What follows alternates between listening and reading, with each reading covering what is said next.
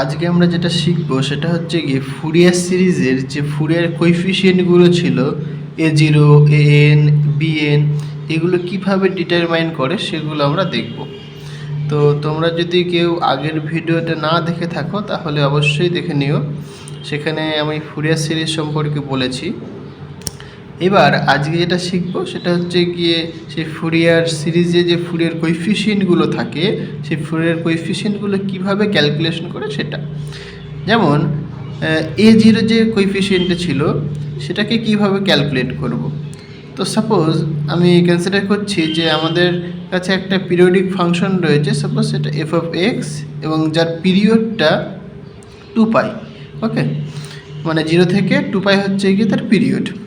তাহলে আমাদের যে ফুরিয়ার সিরিজের যে ডেফিনেশন, ফুরিয়ার সিরিজের ডেফিনেশন থেকে আমরা f(x)টাকে আমরা এক্সপ্যান্ড করতে পারি কোসাইন এবং সাইনের সামেশনের সিরিজ ফর্মে, সেটা a0/2 plus summation over n = 1 to infinity an cos nx plus bn sin nx।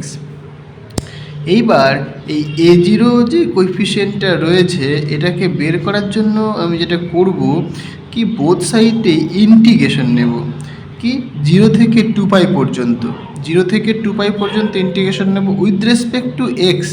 তাহলে এক্সের রেসপেক্টে আমি 0 থেকে 2π পর্যন্ত ইন্টিগ্রেশন নেব বোথ সাইডে। ওকে, আমি সেটাই নিয়েছি এখানে 0 থেকে 2π পর্যন্ত ইন্টিগ্রেশন করেছি আমি। Okay, f(x) dx equal to integration over 0 to 2π a0/2 dx plus integration 0 to 2π summation over যা আছে তাই এটা। এবার এই ইন্টিগ্রেশনটা সলভ করা যায়। আচ্ছা, তাহলে এইটা 0 থেকে 2π f(x) dx যেমন আছে তেমন থাকলো। এখানে হাফটা কনস্ট্যান্ট ছিল, বাইরে বেরিয়ে আসলো। অ্যাকচুয়ালি এই 0টাও কনস্ট্যান্ট, এটাও বাইরে বেরিয়ে আসবে, শুধুমাত্র ইন্টিগ্রেশন হবে dx এর ওপরে, ঠিক আছে। আর যে ইন্টিগ্রেশনটা আমি নিয়েছিলাম সেটা কি 0 থেকে 2π, সেটা কার ওপরে, dx ভ্যারিয়েবলের জন্য, মানে ডিফারেন্সিয়েশনটা কি dx, কিন্তু এই সামেশনটা কিন্তু n এর ওপর ডিপেন্ড হয়ে আছে। তাহলে এই সামেশনটা কিন্তু ইন্টিগ্রেশনের উপর ডিপেন্ড করে নেই, তার মানে সামেশনটা ইন্ডিপেন্ডেন্ট অফ দিস ইন্টিগ্রেশন। তাহলে আমি এই সামেশনটাকে ইন্টিগ্রেশনের বাইরে বের করে নিতে পারি। তো আমি সামেশনটাকে ইন্টিগ্রেশনের বাইরে বের করে নিলাম, যেহেতু এই সামেশনটা ইন্টিগ্রেশনের উপর ডিপেন্ড করে না, কারণ সামেশনটা n এর উপর হয়েছে আর ইন্টিগ্রেশনটা x এর উপর। ওকে, তাহলে বলতেই পারি আমরা সামেশনটা ইন্ডিপেন্ডেন্ট অফ দিস ইন্টিগ্রেশন। তাহলে এখানে আমি বের করে নিয়েছি, তাহলে an-টা কনস্ট্যান্ট বাইরে বেরিয়ে আসলো, integration over 0 to 2π cos nx dx plus একই রকমভাবে bn বাইরে বেরিয়ে আসলো, কারণ কনস্ট্যান্ট এটা, 0 থেকে 2π পর্যন্ত ইন্টিগ্রেশন করলাম sin nx dx। ওকে, এইবার এই যে cos nx এর যে ইন্টিগ্রেশন 0 থেকে 2π সেটা 0 হয়, এবং sin nx এর যে ইন্টিগ্রেশন 0 থেকে 2π মানে ফুল যে পিরিয়ড, ফুল পিরিয়ডে এই sin nx বা cos nx এদের ইন্টিগ্রেশন 0 হয়।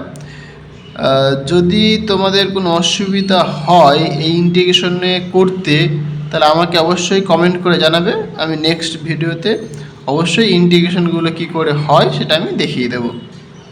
আচ্ছা, এবার তাহলে যেহেতু এই টার্মটা 0, তাহলে থাকছে কোন টার্মটা, শুধুমাত্র এই টার্মটা পড়ে থাকছে।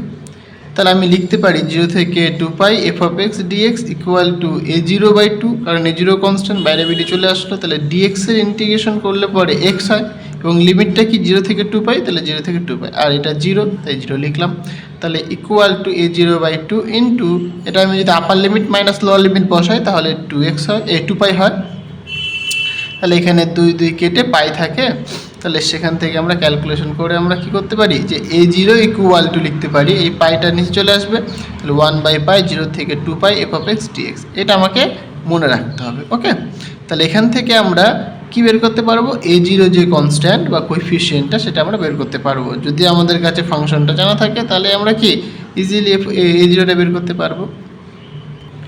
এবার আসি an কি করে ক্যালকুলেশন করবো আমরা। ওকে, তো সেই যে ইকুয়েশনটা ছিল যে ফুরিয়ার এক্সপ্যানশন বা ফুরিয়ার সিরিজ যেটা ছিল, সেটাকে আমরা বোথ সাইডে কি করলাম, cos nx দিয়ে মাল্টিপ্লাই করলাম এবং সেটাকে ইন্টিগ্রেশন করলাম 0 to 2π with respect to x। Okay, তাহলে সেটা এসে দাঁড়ায় এরকম, মানে 0 থেকে 2 pi f of x cos n x dx equal to 0/2 integration over 0 to 2 pi cos n x. Cos n x দিয়ে বোথ সাইডে মাল্টিপ্লাই করেছি, তাহলে প্রত্যেকটাতেই কস এন এক্স থাকবে। ওকে, একই রকমভাবে summation N is equal to 1 to infinity, এটাকে আমি আগেই বাইরে দিয়ে নিয়েছি, কারণ আমরা দেখলাম যে সামেশনটা কি ইন্টিগ্রেশনের উপরে ডিপেন্ড করে না, তাই আমরা সামেশনটাকে আগেই বাইরে নিয়ে নিতে পারি। এবং এনটা কনস্ট্যান্ট, তাই বাইরে নিয়ে নিয়েছি। তাহলে 0 থেকে 2 পাই পর্যন্ত ইন্টিগ্রেশন হচ্ছে। এখানে একটা কস এন এক্স ছিল, আবার কস এন এক্স দিয়ে গুণ করেছি, তাহলে অ্যাকচুয়ালি কী হচ্ছে cos square n x, okay, into dx.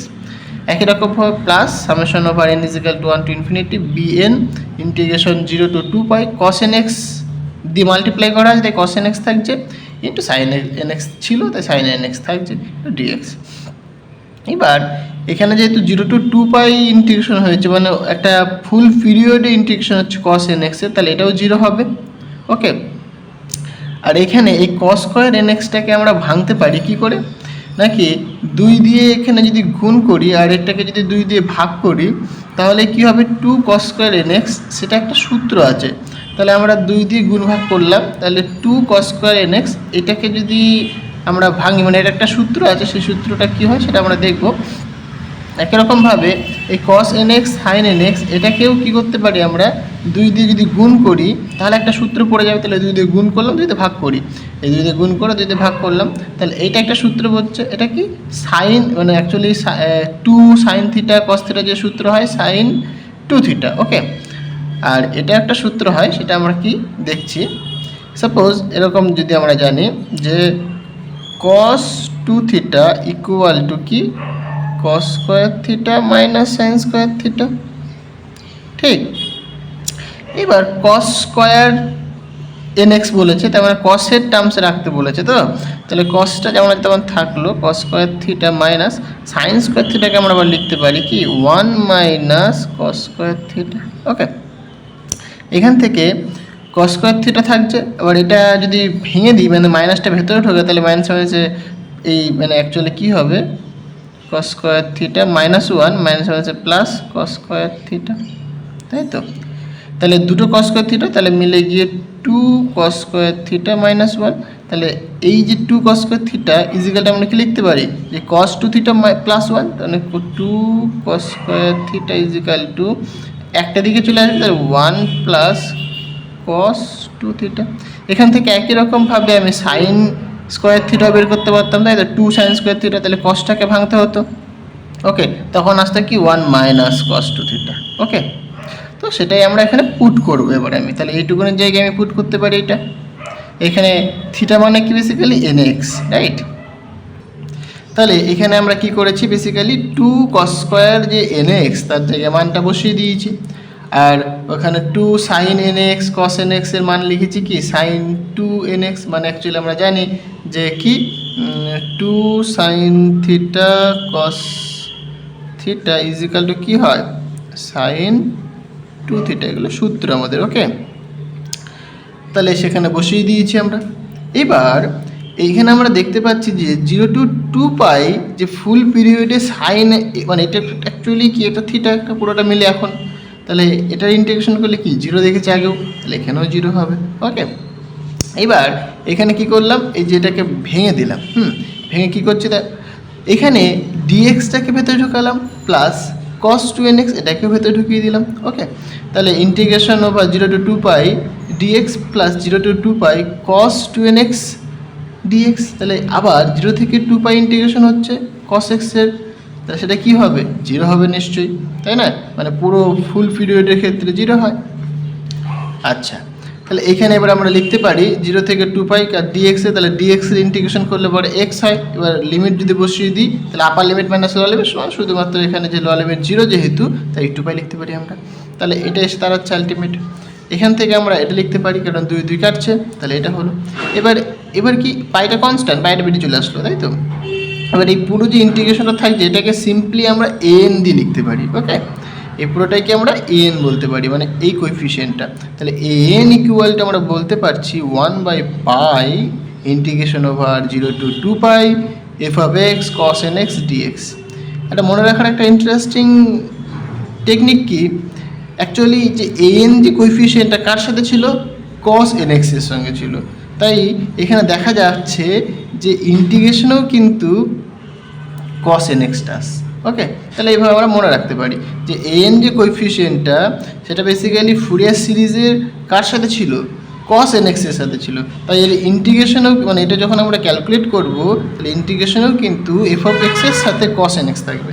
একই রকম bn যখন ক্যালকুলেট করব, bnও আমরা দেখতে পাবো bnটা কার সাথে আছে, sin nx এর সাথে আছে, রাইট। তাহলে আমরা যখন bn কোএফিসিয়েন্টটা বের করব তখন আমরা দেখতে পাবো যে f অফ x এর সাথে কি sin nx থাকবে, সেটা আমরা দেখা যাক। ওকে, তো এই bnটা কি করে বের করব সেটা আমরা দেখি। একই রকমভাবে এখানে যেরকম anটা বের করার সময় cos nx দিয়ে মাল্টিপ্লাই করেছিলাম, এখানে কি করব বেসিক্যালি sin nx দিয়ে মাল্টিপ্লাই করব। ওকে, sin nx দিয়ে মাল্টিপ্লাই করব এবং সেটাকে বোথ সাইডে ইন্টিগ্রেশন করব 0 থেকে 2π লিমিটে উইথ রেসপেক্ট টু এক্স। ওকে, তো সেটাই নেওয়া হয়েছে এখানে 0 থেকে 2π ইন্টিগ্রেশন করেছি আমি, f of x sin nx দিয়ে মাল্টিপ্লাই করেছি dx equal two a0/2 integration 0 থেকে 2π sin nx dx plus summation over an 0 থেকে 2π cos nx into sin nx হবে এটা dx, এখানে আগে পরে লিখেছেন অসুবিধা নেই, dx plus summation over n is equal to 1 to infinity bn 0 থেকে 2π, একটা sin x তো আগেই ছিল, আবার একটা sin nx দিয়ে গুণ করেছি, তাহলে কী হবে sin স্কোয়ার nx, রাইট, এটা dx। এখানে আমরা যদি আবার আগের মতো করি, কি বেসিক্যালি কী করতে হবে, এখানে 2 দিয়ে গুণ করতে হবে, 2 দিয়ে ভাগ করতে হবে, তাহলে এখানে 2 দিয়ে গুণ করলে পরে কী হবে 2 cos nx sin nx, তাহলে সেটা কী দেবে sin 2nx, তাহলে sin 2nx সেটা আবার ইন্টিগ্রেশন করছি 0 থেকে 2π মানে ফুল পিরিয়ডে, তাই না, তাহলে সেটা কী দেবে বেসিক্যালি 0 দেবে। এবার এখানেও কি দেখতে পাচ্ছি 0 থেকে 2π sin nx এর ইন্টিগ্রেশন করতে বলছে ফুল পিরিয়ডে, তাহলে এটাও কি 0 দেয়, তাহলে এটাও 0 হলো, এটাও 0 হলো। এবার এটাকে ভাঙা যায়, এটাকে কি একই রকমভাবে 2 দিয়ে গুণ ভাগ করবো, তাহলে 2 দিয়ে গুণ করলাম ভাগ করলাম, তাহলে কি 2 sin স্কোয়ার nx পাচ্ছে আমরা, এটাকে আবার ভাঙবো, আমি আগে সূত্র দেখালাম সেটা কী হবে 1 মাইনাস cos 2nx হবে, রাইট। তাহলে এখানে এবার ঢুকিয়ে দেওয়া যাক, তাহলে ডিএক্সটাকে একটা ভেতরে ঢুকিয়ে দিলাম, তাহলে এটা থাকলো মাইনাস এটাকে ভেতরে ঢুকিয়ে দিলাম, এটা হলো। এবার এটা কি দেখতে পাচ্ছি আমরা 0 থেকে 2π cos 2nx, তাহলে ফুল পিরিয়ডে কসের ইন্টিগ্রেশন, তাহলে সেটা কী দেয় আবার সেটা 0 দেয়, তাহলে এটাও 0 হয়ে গেল। তাহলে আলটিমেট শুধুমাত্র পড়ে থাকলো এইটা, তাহলে এটার ইন্টিগ্রেশন করলে পরে এক্স লিমিট বসালে পরে 2π, এবার এখানে আবার 2 আছে, তাহলে 2 2 কেটে যাবে, 2 দিয়ে কেটে গিয়ে কি শুধুমাত্র পাই থাকছে। এবার টোটাল যে integration n is equal to sorry integration নয় summation n equal to 1 to infinity bn, এটাকে আমরা সিম্পল কি bn লিখতে পারি আমরা। ওকে, তাহলে সেখানে আমরা লিখতে পারি যে bn ইকুয়াল টু, যেহেতু পাই দিয়ে গুণ ছিল তাহলে ভাগ হয়ে যাবে এবার এদিকে আসলে পরে, তাহলে 1/π integration 0 to 2π f of x sin nx dx। এখানে দেখা যাচ্ছে দেখতে পাচ্ছ তোমরা কি sin nx এসছে, কারণ কি bnটা কার সাথে ছিল sin nx এর সাথে ছিল, ঠিক। তার জন্য এখানেও কি দেখতে পাচ্ছি আমরা যে ইন্টিগ্রেশন যখন মানে bnটা যখন ক্যালকুলেট করব তখন f অফ x এর সাথে কিন্তু একটা sin nx থাকবে, ঠিক আছে। যেহেতু a0 ক্ষেত্রে কোনো মানে কোসাইন টার্ম বা সাইন টার্ম ছিল না, তাই কিন্তু a0 ক্যালকুলেশনের সময় কিন্তু এরকম কোনো টার্ম ছিল না বা আসেনি, তাই না। তাহলে এগুলো আমাদের কাছে খুবই ইম্পর্টেন্ট। এখান থেকে আমরা a0 an bn আমরা ক্যালকুলেট করতে পারবো, এই ক্যালকুলেশন করতে পারলে পরেই ফুরিয়ার সিরিজের প্রবলেমগুলো হয়ে যাবে। ওকে, আবার দেখা হবে নেক্সট ভিডিওতে। Thank you.